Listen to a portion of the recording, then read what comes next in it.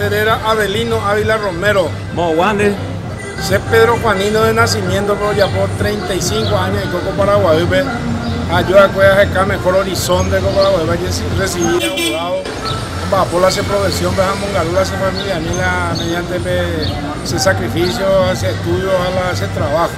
Más se cuadra y cuadra esa para hacer la mapola, y fuera de gente fuera de la justicia, se votar la justicia para cada uno del pueblo paraguayo.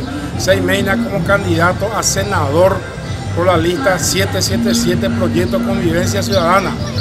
A la eje principal es la soberanía en todos los sentidos en el Paraguay.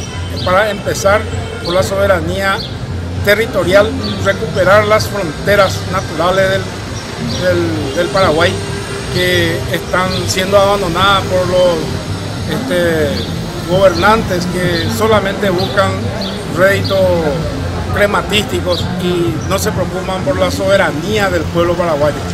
Y consiguiendo esa soberanía territorial también propugnamos la soberanía energética, porque somos el país más rico del mundo en cuanto a energía. Entonces, para llevar el voto de punta a punta, lista 777, ANR, Convivencia Ciudadana 2008-2058. ¡Viva el Partido Colorado!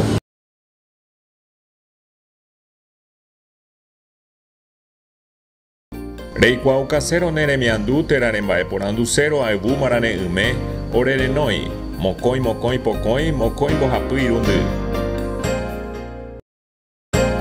A ebumarane